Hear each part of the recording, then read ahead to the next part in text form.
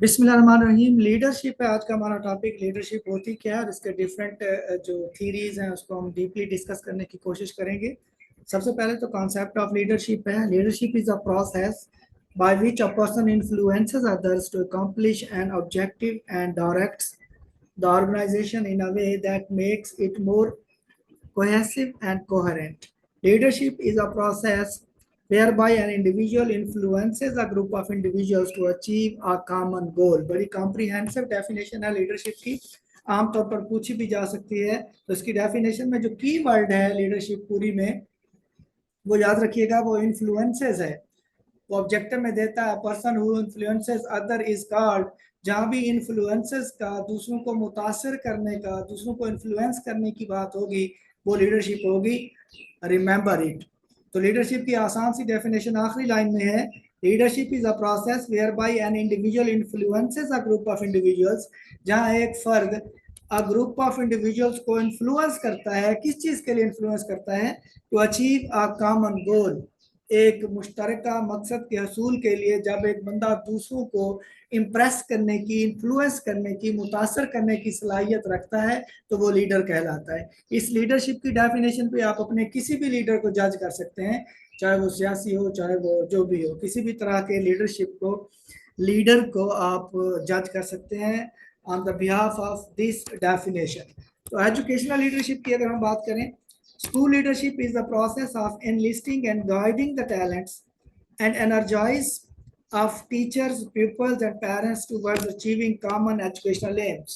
तो जब educational leadership की बात होगी तो तालीम के जो मकासद हैं उनके हसूल के लिए अगर एक बंदा तमाम स्टेक होल्डर्स को, यानी टीचर्स को, शागिर्दों को, पेरेंट्स को अपने उन मकासद के हसूल के लिए ले जा सके, लीड कर सके, गाइड कर सके, तो वो एजुकेशनल लीडरशिप कहलाएगी। इसमें टाइप्स हैं बड़ी मशहूर किस्म की लीडरशिप की। इनके आप फीचर भी देखिएगा, फिर अगर आप जब लीडर बनेंगे तो आप भी अपने आप को इसके अकॉर्डिंग जज कीजिएगा कि आप किस तरह के लीडर हैं। तो सबसे पहले अथॉरिटेटिव है, जैसा कि नाम से जाहिर है, it is an administrative style which resembles with dictatorship. Dictatorship से मिलता जुलता है। इसके खास बातें क्या हैं? Administrator imposes his opinion and is rigid. जो एडमिनिस्ट्रेटर है, जो हेड है, वो अपनी राय को दूसरों पर थोप देता है, जबरदस्ती। वो कहता है कि ये करना है तो बस करना है। Subordinates are suppressed and frightened. जो मातहत हैं वो दबा के रखे हुए होते हैं और खौफजदा होते हैं। Feelings and sentiments of other are not care. दूसरों के जज्बात का ख्याल नहीं रखा जाता। Focus is on control and discipline. Control और नज़्म ज़ब्त पर फोकस होता है। Principle is that boss is always right. ये आ चुका है ऑब्जेक्टिव में कि बॉस इज ऑलवेज राइट। ये किस लीडरशिप की खूबी है? तो याद रखिएगा, ये किसकी है?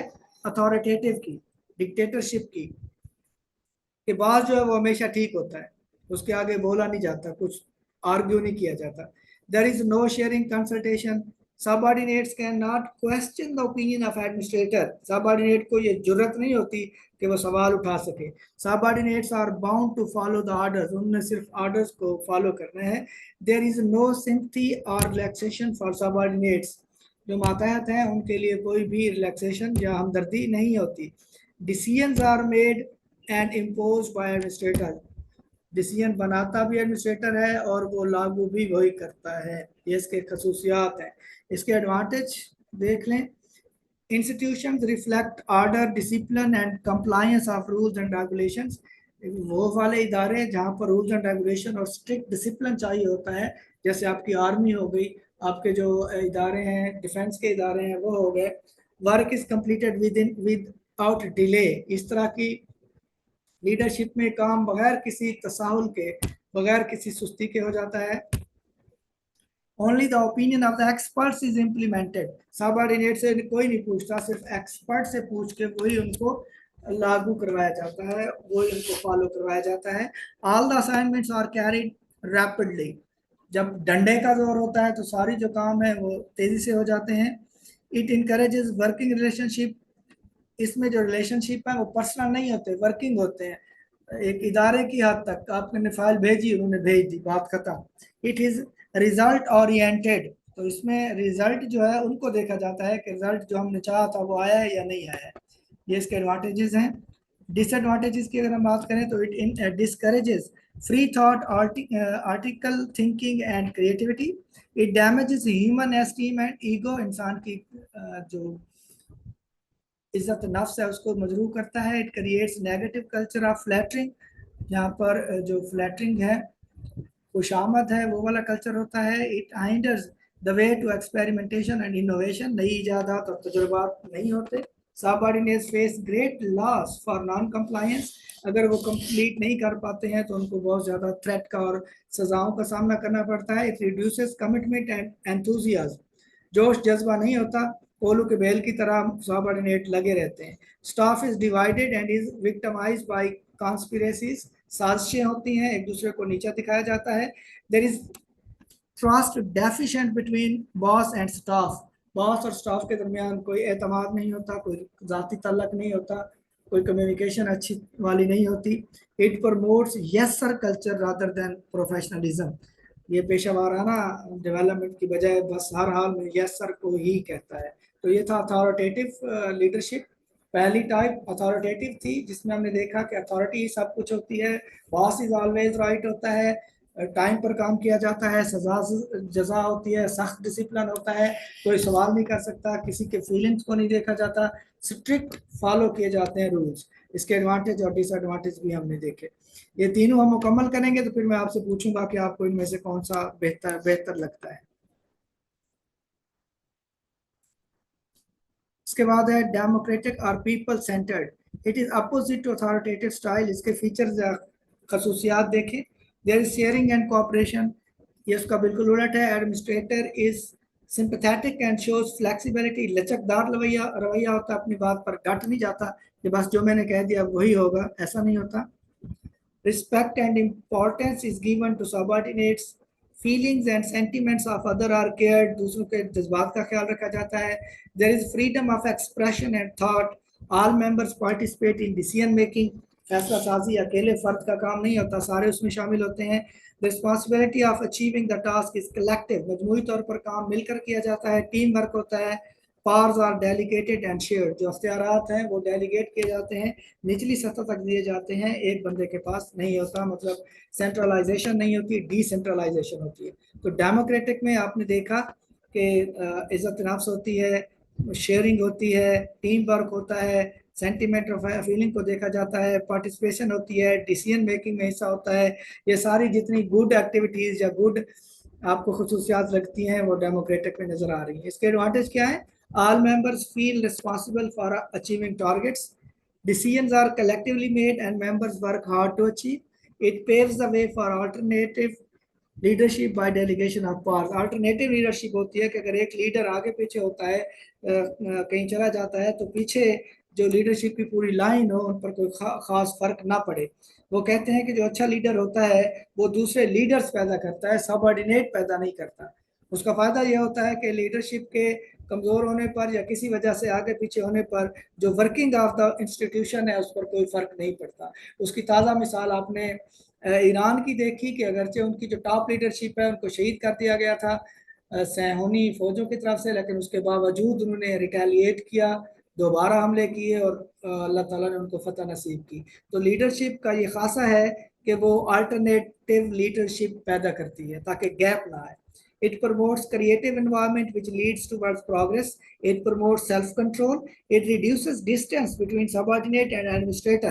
ये जो एडमिनिस्ट्रेटर और बॉस के दरमियान, बॉस और टीम के दरमियान जो गैप होता है उसको कम करता है। It enhances motivation among the members of the staff, जब स्टाफ की इज्जत नफ्स का ख्याल रखा जाएगा, उनसे डिसीजन मेकिंग में उनसे राय ली जाएगी, उनको हर काम में शामिल किया जाएगा, उनके जज्बात का ख्याल रखा जाएगा, तो जाहिर बात है जो मेंबर्स हैं वो मोटिवेट भी होंगे और ज़्यादा बेहतर तरीके से काम भी करेंगे।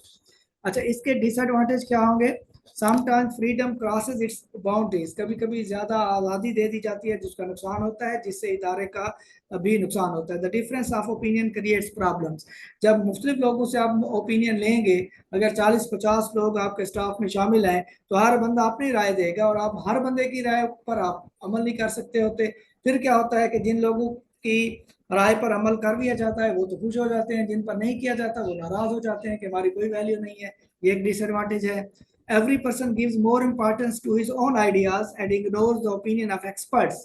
तो यहाँ पर क्या होगा, जब ज्यादा लोग उससे मशवरा लेंगे तो जो माहिरीन हैं उनकी बात, वैलिड बात नीचे रह जाएगी, लोगों के मशवरे ज्यादा हो जाएंगे। इट प्रमोट्स नेगेटिव क्रिटिसिज्म, खाम खा एक दूसरे पर तनकीद होगी। Every person does not possess sound thinking and judgement. हर बंदे से आप मशवरा लेंगे तो हर बंदा हर काम में माहिर नहीं होता। इसके अलावा members of staff incline towards opinions which serve their own interest. तो हर बंदा वही राय देगा जो उसके अपने फायदे में होगी। There is need to suppress voice strictly. यहाँ पर जो मुखालिफ ख्यालात हैं उनको सख्ती से दबाया जाता है या मना किया जाता है। ये थी हमारे पास दूसरी टाइप, डेमोक्रेटिक। पहली अथॉरिटेटिव। कभी कभी पूछ सकता है कि लीडरशिप के कितने स्टाइल हैं, कितने टाइप्स हैं, तो 3 हैं, authoritative, democratic and last laissez faire। laissez faire literally means let people do what they wish। इसका लफ्जी मतलब है कि लोगों को करने दो जो वो करना चाहते हैं। ये कौन सी एडमिनिस्ट्रेशन या लीडरशिप होगी, इसकी खसूसियात क्या हैं? Administrators do not interfere the matters. यहाँ पर जो एडमिनिस्ट्रेटर है वो किसी मामले में कोई दिलचस्पी नहीं लेता। They show lack of interest and sense of responsibility. उसमें कोई दिलचस्पी नहीं होती, एहसास जिम्मेदारी नहीं होता। Subordinates enjoy limitless freedom. यहाँ पर जो मातहत हैं उनको लामहदूद आज़ादी हासिल होती है, क्योंकि कोई पूछने वाला नहीं होता। जब आए जब जाएं, पढ़ाएं ना पढ़ाएं, काम करें ना करें, कोई पूछने वाला नहीं है। Subordinates do not follow the rules and guideline. तो सबऑर्डिनेट्स का दिमाग खराब है कि वो इस हालत में रूल्स और गाइडलाइन को फॉलो करें। फोकस इज ऑन स्टेटस को। स्टेटस को कहते हैं हालात जैसे हैं वैसे रहना, हालात का जू का तू रहना। हालात खराब हैं तो खराब ही रहेंगे, उन पर कोई बेहतरी नहीं आएगी। Decisions are made without the involvement of leadership. Leadership की कोई इन्वॉल्वमेंट नहीं होती। Staff members work according to their will. जो स्टाफ मेंबर्स हैं वो अपनी ख्वाहिश के मुताबिक काम करते हैं। तो ये लीडरशिप ऐसी है जिसमें लीडर कहता है कि आप मुझे कुछ ना कहो और मैं आपको कुछ नहीं कहता। तो ये इसके फीचर्स हैं कि कोई पूछने वाला नहीं होता, कोई रूल्स एंड रेगुलेशन नहीं होते, स्टाफ को किसी का खौफ नहीं होता, और इसके अलावा हर बंदा अपनी मर्जी से काम करता है। अच्छा, आपके ख्याल में ऐसी लीडरशिप के भी कोई फायदे होंगे? अभी एडवांटेज पर जाने से पहले मैं चाहूंगा कि आप लोग फीडबैक दें कि ऐसी लीडरशिप का कोई फायदा भी होगा।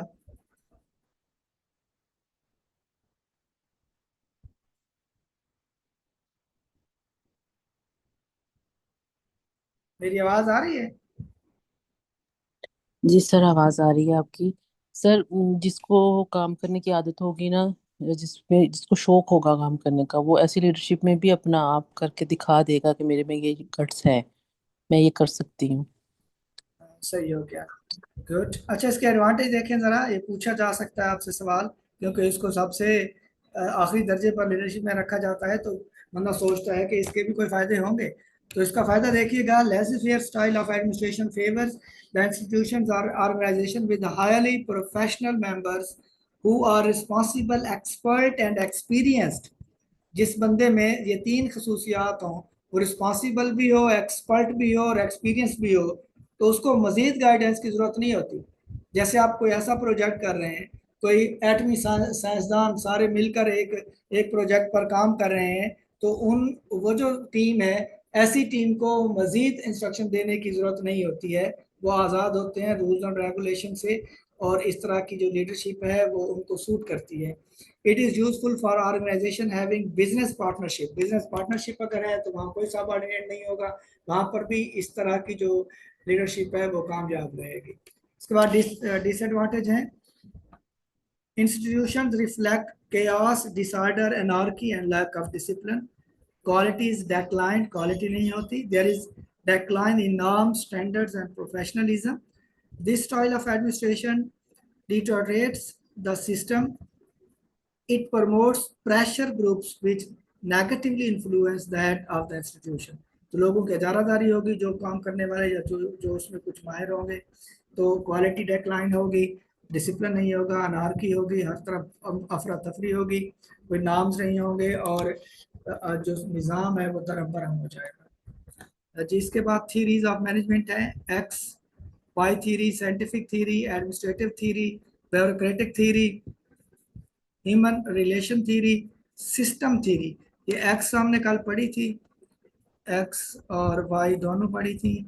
इसके अलावा हमने थीरी जी हमने डिस्कस की थी कल।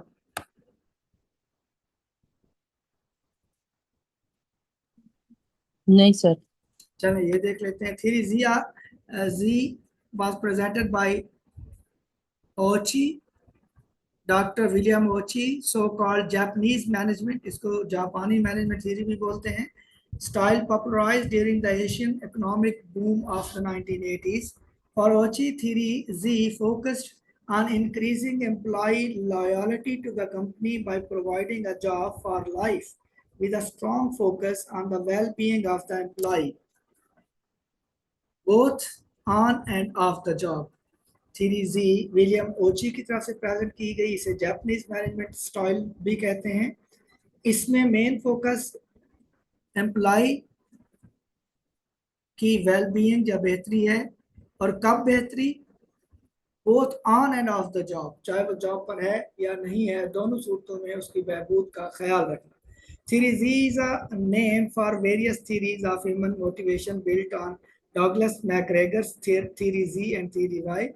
Theories X, Y, and various versions of Z have been used in human resource management, organizational behavior, organizational communication, and organizational development. One theory Z was developed by Abraham H. Maslow in his paper Theory Z, and the other is Dr. William Ochi, so-called Japanese management theory style popularized during the Asian economic boom of 1980s. The third was developed by W.J. Radin in managerial effectiveness. तो ये different version वो बता रहा है कि theory जी के कौन से हैं। मैग्रेगर की हम पढ़ चुके हैं Y. McGregor theory Y is contrast to theory X, तो एक दूसरे का उलट है, ये हम देख चुके हैं कि एक में अच्छाइयाँ बयान की गई हैं एम्प्लॉयज की, एक में उनकी नाकामियाँ या बुराइयाँ बयान की गई हैं। We stated that workers inherently dislike and avoid work and must be driven to it. And theory Y, which stated that work is natural and can be a source of satisfaction. तो theory X जो है वो negative aspect बताती है, जबकि theory Y जो है वो positive aspect of human psychology बताती है। For Ochi, theory Z focused on increasing employee loyalty to the company. इस तरह से होगा,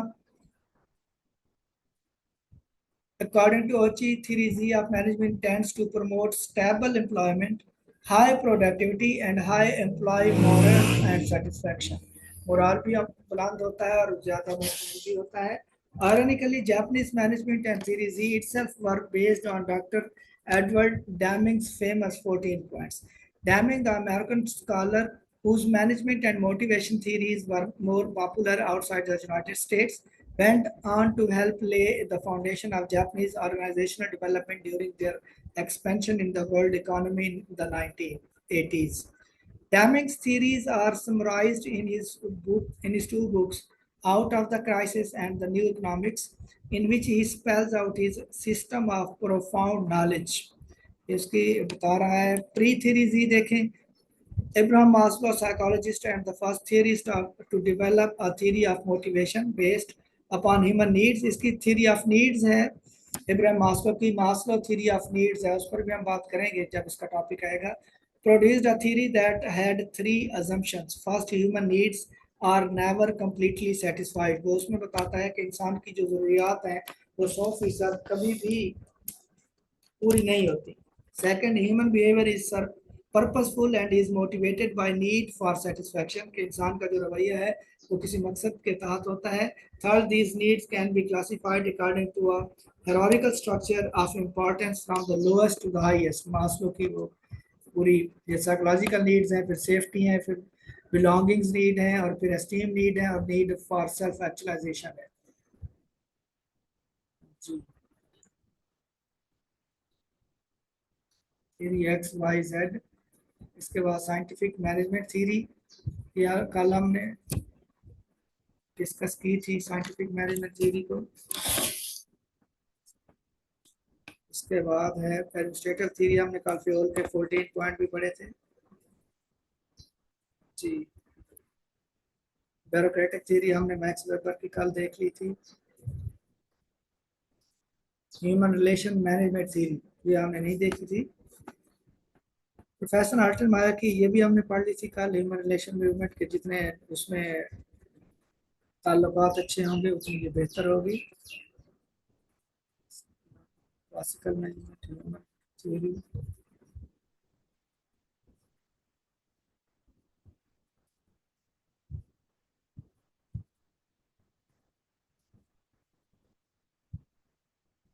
उसके बाद जहाँ पर लीडरशिप की थ्योरीज होंगी हमारे पास।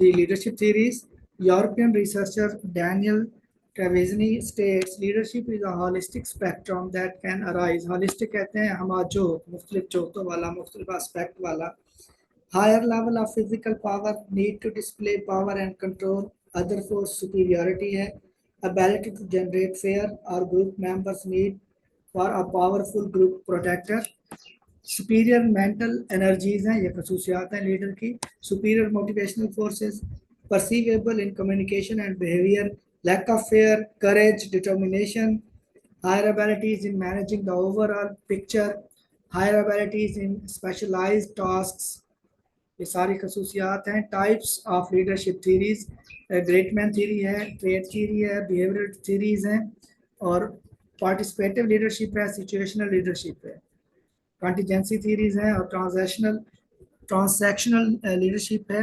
ग्रेटमैन थ्योरी क्या है? 1840s में ये पेश की गई। The great man theory evolved around the mid 19th century, even though no one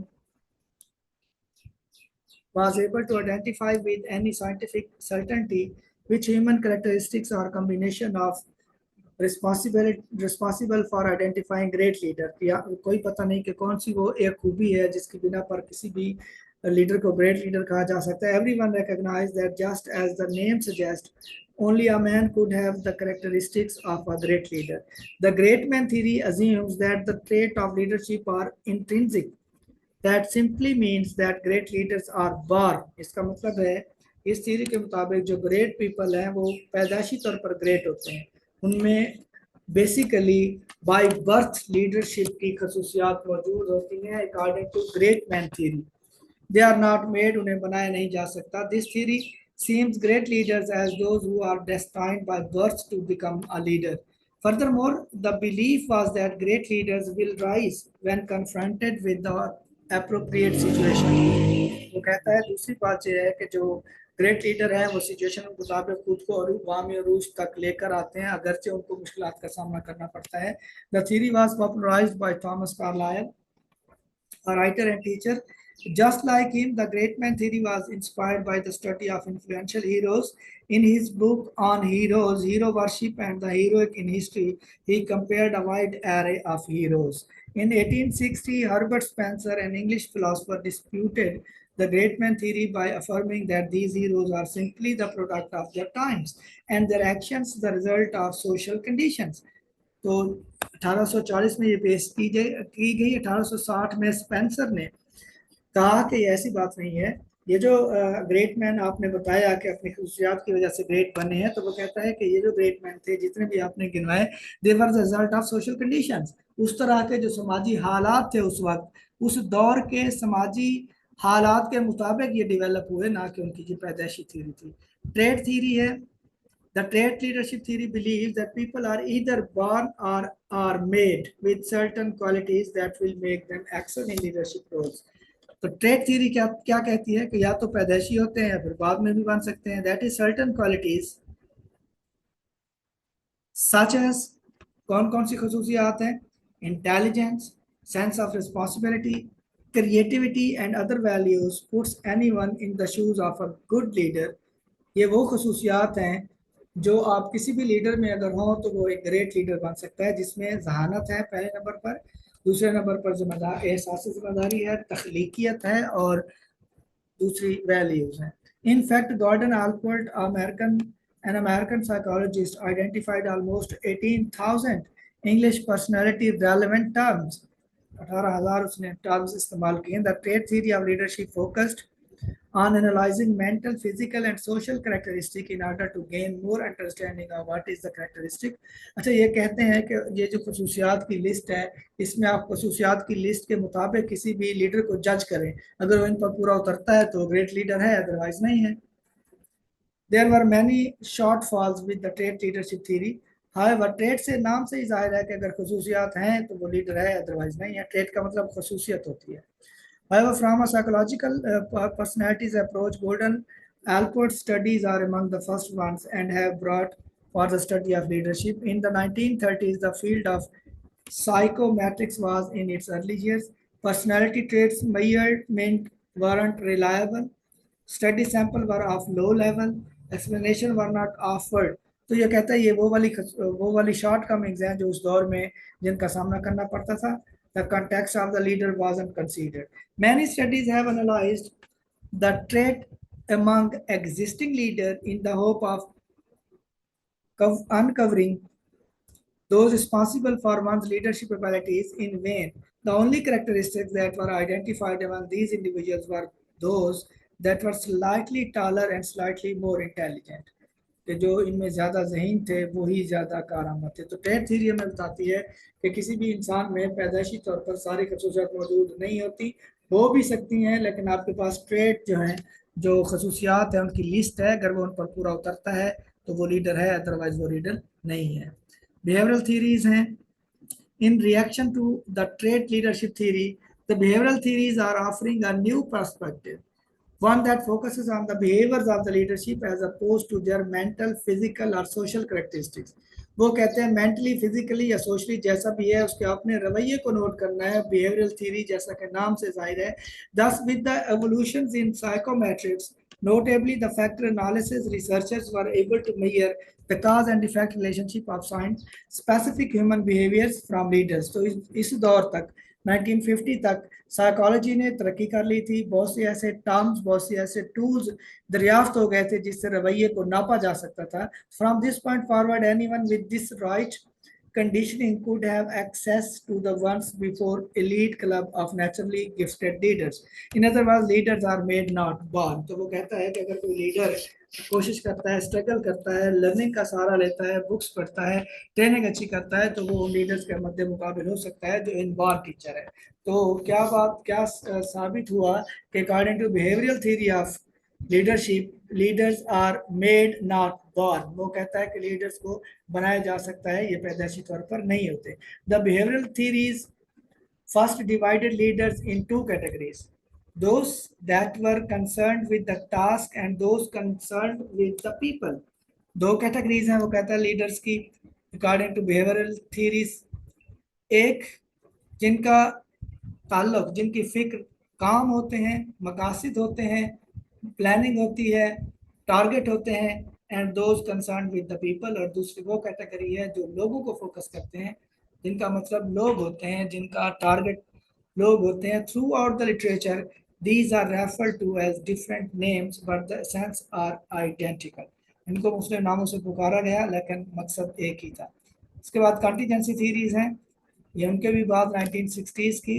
the contingency leadership theory argues that there is no single way of leading and that every leader style should be based on certain situations, which signifies that there are certain people who perform at the maximum level in certain places but at minimum performance when taken out of their element। Contingency का मतलब होता है आर्जी, मकामी, फौरी तौर पर, लम्हाती तौर पर, एट द सेम मोमेंट। वो कहता है कि कोई भी लीडर ऐसा नहीं है जो फॉर एवर एक ही किस्म की खसूसियात का मुजाहरा करता रहे। कंटीजेंसी थ्योरी कहती है कि हो सकता है कि एक लीडर एक सिचुएशन में बहुत आला दर्जे पे हो। फर्ज करें कोरोना आ गया, उस दौरान एक लीडर ने बहुत अच्छा परफॉर्म किया, हौसलामंद रहा, सारा कुछ रहा, लेकिन कुछ देर के बाद जंग हुई तो वो लीडर, अगर हम पॉलिटिकल लीडर की या गवर्नमेंट लीडर की बात करें या हुकूमती लीडर की बात करें, तो जंग में वो हौसला हार गया। तो जरूरी नहीं है, वो कहता है, क्या कह रहा है, leaders are more likely to express their leadership when they feel, क्या फील करें, but people who perform at the maximum level in certain places but at minimum performance, उनकी performance down हो सकती है when taken out of their element. दूसरे number पर, to a certain extent contingency leadership theories are an extension of the trait theory, in the sense that human traits are related to the situation in which the leaders exercise their leadership. It is generally accepted within the contingency theories that leaders are more likely to express their leadership when they feel that their followers will be responsive. जब leader ये feel करता है कि उसके जो followers हैं वो उसको रिस्पांस अच्छा देंगे, उसके साथ खड़े होंगे, साथ देंगे, तो तब उसकी परफॉर्मेंस जो है वो बेहतर हो जाती है. Thank you so much. Next इंशाल्लाह कल देखेंगे.